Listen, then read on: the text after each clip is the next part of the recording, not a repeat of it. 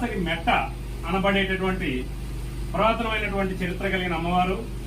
దాసరి మెట్ట అని ఇప్పుడు అమ్మవారు ఉండేటటువంటి ప్రాంతాన్ని పిలుచుకుంటారు. పరిసర గ్రామాల నుంచి కూడా ఒక గ్రామానికి గ్రామదేవత కాదండి, పరిసర గ్రామాలన్నీ కూడా ఈ రోజు ఆ రోజు కాదండి, ఆ రోజుల్లో కూడా మన పెద్దలు మన తాతల టైం నుంచి కూడా పరిసర గ్రామాలన్నీ కూడా పూజించబడేటటువంటి అమ్మవారు. దాంతో మేము కూడా పలుమార్లు ఈ ఆలయాన్ని అక్కిరెడ్డిపాలెంలో కొంతమంది మా శక్తి మేరకు మేము ఏదైనా స్థల సేకరణ చేసి కట్టే ప్రయత్నం చేశాం, కానీ విఫలమయ్యామండి. దానికి ఏంటంటే అమ్మవారు పలుమార్లు ఏ రూపంలో అంటున్నామని కళలో కానివ్వండి మరో రకంగా అమ్మవారు చెప్పింది ఏంటంటే ఈ యొక్క ప్రాంతంలోనే నాకు అనుకూలం, చేయగలిగిన పని మీ పని మీరు చేయండి అని చెప్పడంతో మేము గ్రామాలు తరలిపోయినప్పటికీ కూడా ఈ యొక్క ప్రాంతం నుంచి గ్రామాలు తరలిపోయి 50 ఏళ్ళు పైబడిందండి. అయినప్పటికీ కూడా అమ్మవారి యొక్క విశిష్టత ఏ రోజుకి కూడా ఏ గ్రామం వారు అమ్మవారికి ఇవ్వాల్సిన పసుపు కుంకాలు వారు ఇస్తూనే ఉన్నారు.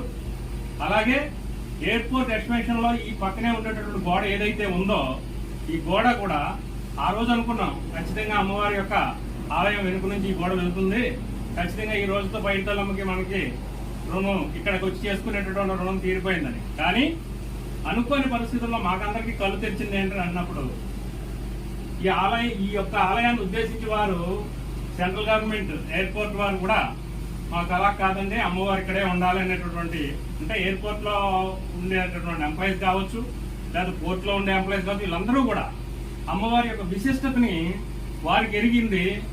వాళ్ళే ఎంప్లాయీస్ దీంతో ఈ యొక్క కాంపౌండ్ వాళ్ళని అమ్మవారి యొక్క ఆలయాన్ని ఇక్కడ విడిచిపెట్టి కాంపౌండ్ వాళ్ళు తిప్పడం జరిగిందండి.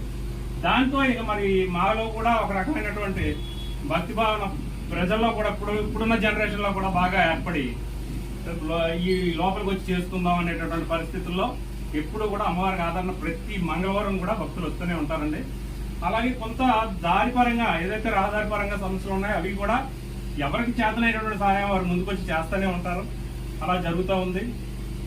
ఈ విషయాన్ని 10 మందికి తెలియపరిచేటటువంటి అవకాశం ఈ రోజు ఈ పండుగ ద్వారా అంటే ఈ అమ్మవారి యొక్క మండపం పైన పెట్టినటువంటి నవదేవతల విగ్రహాలకి ఈ రోజు ప్రతిష్ఠ అనేటటువంటి కార్యక్రమం మేము చేసుకోవడం జరిగిందండి. ఈ ప్రతిష్టలో ఉదయం నుంచి కూడా అమ్మవారి ప్రతిష్ట, సాయంత్రం 4 గంటల తర్వాత అమ్మవారి యొక్క అభిషేకం, కలశాభిషేకం, ఇటువంటి కార్యక్రమాలన్నీ మేము చక్కగా ఇంతవరకు చేసుకోవడం జరిగింది. ఈ విషయాన్ని 10 మందికి తెలియపరచడం అనేదే మా యొక్క ప్రయత్నం అండి. ఇంతగా మించి ఇంకా వేరే ఆలోచన ఏం కాదండి. ఒక్క మనిషికి మనకు తెలిస్తే ఈ యొక్క ప్రాంతాన్ని, ఈ యొక్క అమ్మవారి ప్రాంగణాన్ని ఒక్కసారి సందర్శించిన వారు ఎవరైనా కూడాను ఖచ్చితంగా పలుమార్లు సందర్శించాలనేటువంటి మనసు పడతారు. అట్టితో చక్కని తల్లి మా అందరికీ కూడా పొంగు బంగారమై రైతు బిడ్డలుగా ఉన్న మేము ఈ రోజున ఏదో పారిశ్రామికంగా కాస్త ఎదిగాము అని అనుకుంటే కనుక ఆ అమ్మవారి యొక్క చల్లని దీవెనలు మాకున్నాయి. ఈ విషయాన్ని మేము పుట్టి పెరిగి ఈ అమ్మవారి సన్నిధిలో ఈ ఆలయంలో మేము అంత అనుభవంతో ఉన్నాము. అలాగే చాలా మంది ఇప్పుడు వచ్చిన వారు కూడా చక్కగా ఒక్కసారి వచ్చారు అని అంటే కనుక ఖచ్చితంగా రెండోసారి వచ్చేదానికి ప్రయత్నిస్తారు. చెప్పేదానికి నిదర్శనం ఏంటంటే బ్రిటిష్ వారి కాలంలో ఒక డోనర్ ఇచ్చినటువంటి నుయ్యి 1945లో ఒక నుయ్యి తప్పించడం జరిగిందండి. ఆ యొక్క నుయ్యి బావి నీళ్ళతోటే ఈ రోజుకి కూడా మన కార్యక్రమాలన్నీ కూడా మనం ఇక్కడ చేసుకుంటాం. మీరు కూడా రావచ్చు, ఆ యొక్క ప్రాంతాన్ని ఆ నుయ్యిని కూడా చూసి మీరు అనుకుంటారు ఆ యొక్క ఇంత లోపలికి ఉండి అమ్మవారు ఈ యొక్క పరిస్థితిలో ఉన్నది అని అంటే గనక భక్తుల యొక్క ఆకాంక్ష ఈ రకంగా ముందుకు తీసుకెళ్తున్నారు.